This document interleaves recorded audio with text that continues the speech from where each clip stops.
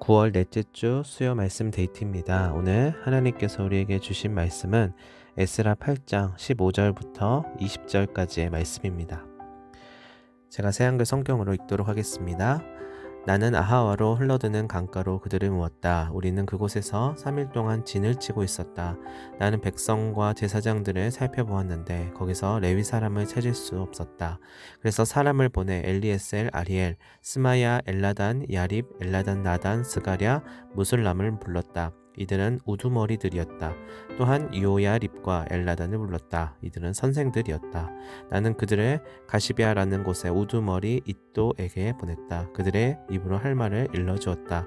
가시비아라는 곳에 있는 이또와 그의 형제와 성전 허드렛 일꾼들에게 전할 말이다.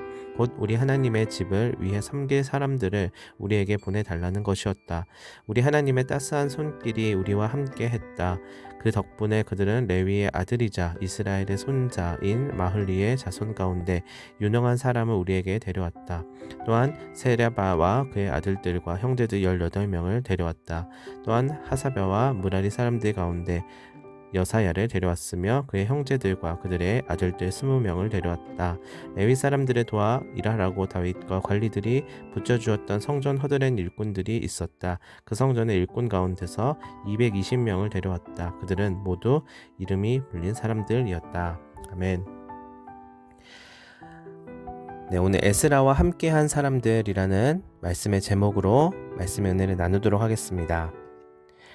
오늘 우리가 읽은 본문의 말씀은 에스라와 함께 돌아온 사람들, 그리고 그에 대한 명단과 에스라가 찾은 레위 사람들이 나오게 됩니다. 에스라는 하나님의 말씀을 가르치고 전하고 전수해주는 일에 전심으로 전력을 다하기 위해서 예루살렘으로 오게 되었습니다. 그런데 여호와 하나님의 신앙 공동체로 바로 서기 위해서는 또 다른 부류의 사람들이 필요하였습니다. 그 사람들은 바로 예배를 주관하는 레위인이었는데요.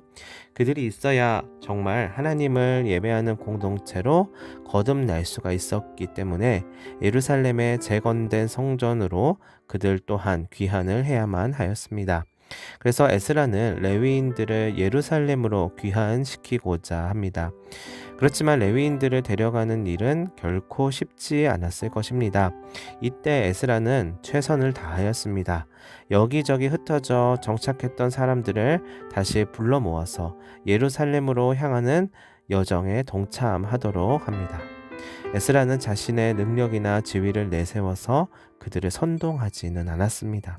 그저 하나님의 말씀에 순종하면서 신뢰하는 마음으로 자신의 역할에 충실했을 뿐입니다.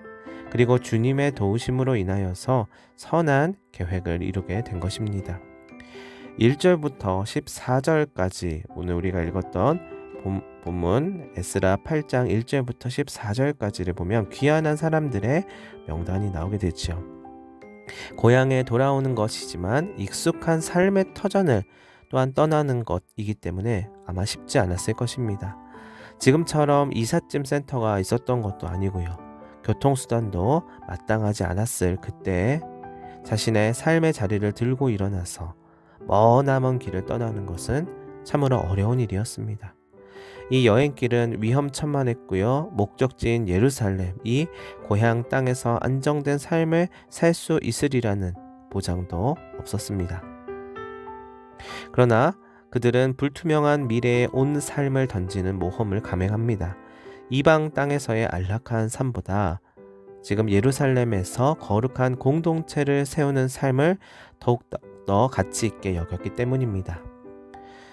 저 또한 사실은 그러한 경험을 한 적이 있습니다. 제가 신대원 3학년을 졸업하고 처음으로 전임 전도사를 나갔던 지역이 있습니다. 거기는 대전이라는 지역이었는데요.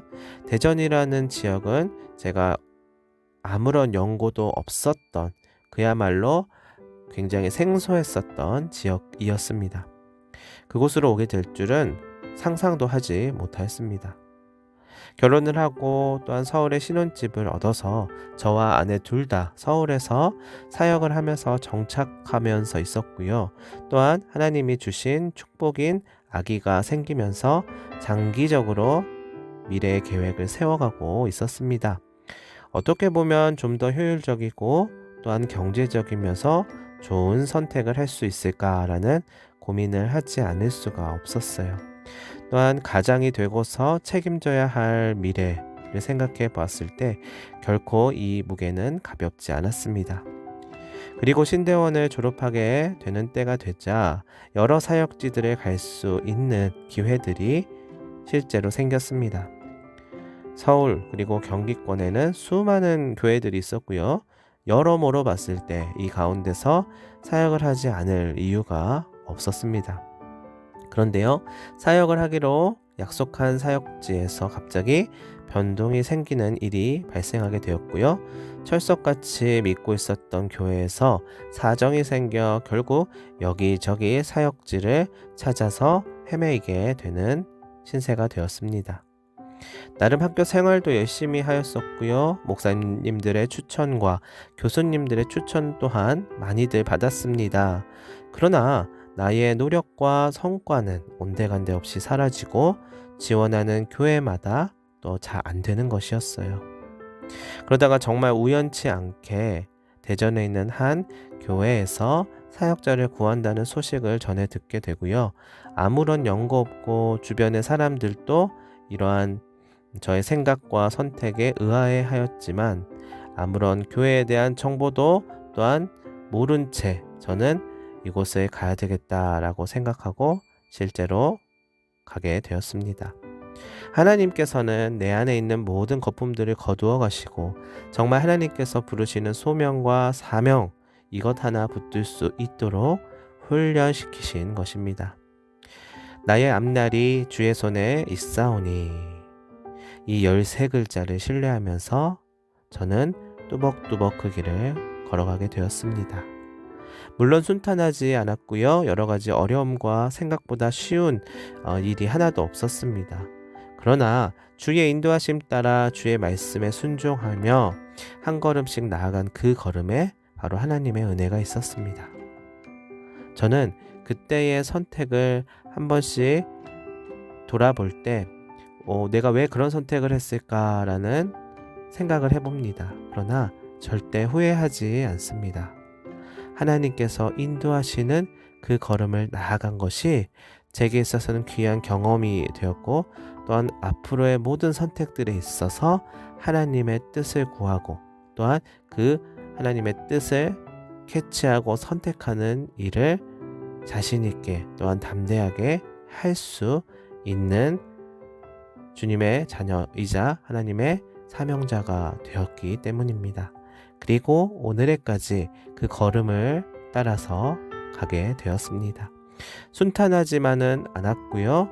또한 어려움과 예상치 못했던 일들도 벌어지게 되었습니다. 그러나요, 하나님이 예비하시는 축복이 더욱 커다랗게 있었다라고 고백하고 싶습니다. 오늘 본문 18절 20절에 보면 레위인 38명과 성전 일꾼 220명이 귀환 행렬에 동참하게 됩니다. 예루살렘의 귀환에서 그들이 맡을 역할은 제사장들을 수종하고 성전에 허드렛 일을 하는 것이었어요. 무슨 영화를 얻거나 또한 이름을 알릴 수 있는 위치가 아니었기에 그들이 귀환을 결정한 것은 더욱 의미 있는 결단이었다는 것이에요. 여기에 바로 이 그득한 이 인생의 어떠한 선택과 또한 실행으로 옮기고 그 가운데서 또한 자신의 삶을 들여서 에너지를 들이고 시간을 들이고 삶을 살아가는 이 모양이 하나님의 영광을 드러내는 비록 화려하고 또한 주목받는 선택과 결단이 아니었다 할지라도 하나님께서 인정해 주시는 그 의미가 그 가치가 분명히 선명하게 남아있게 된다 라는 사실을 오늘 본문에서 보여주고 있는 것입니다. 저는요 학교 다닐 때 20살 때부터 신학을 공부하였습니다. 특별히 기독교 사상이라고 또 기독교 교리와 또 기독교 핵심 가르침이라고 잘 정돈되어 있고 또한 이야기하고 있는 조직 신학이라고 하는 이 신학의 한 분야를 좋아했었어요. 그래서 저는 학부부터 신대원 그리고 앞으로 계속 그 후로도 이 공부를 하고 싶었습니다.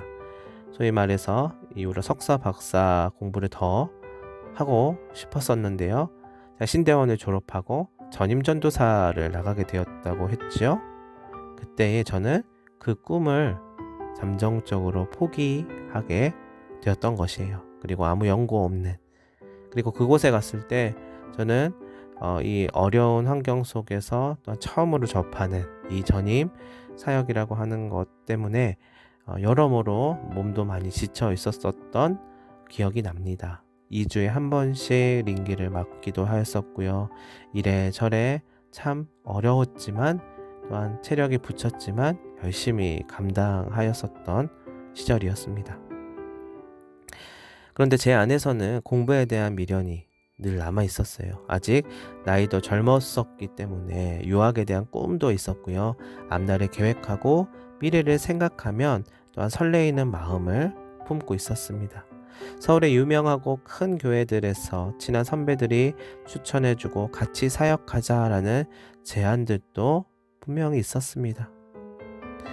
그러나 저는 정말 하나님께서 모든 거품들을 제하시고 하나님과 독대하게 되는 시간을 갖게 하시면서 내가 정말 하고자 하는 사역이 무엇이냐, 나를 위한 것이냐 너를 위한 것이냐, 내가 정말 하고자 하는 그 공부와 그 삶의 방향은 어떤 것이냐 물어보셨을 때 허물어지듯이 엎드려 하나님의 손을 붙잡았던 기억이 있습니다.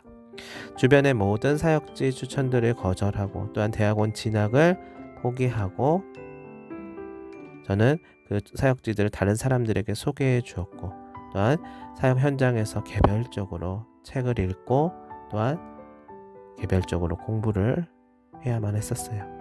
그리고서 정말 하나님께서 보내고자 하시는 곳이 어디일지 모르겠지만 앞으로의 날들은 나는 예측할 수는 없지만 그 하나님의 인도하심을 한번 따라서 가보겠다라고 결단하면서 나아갔습니다.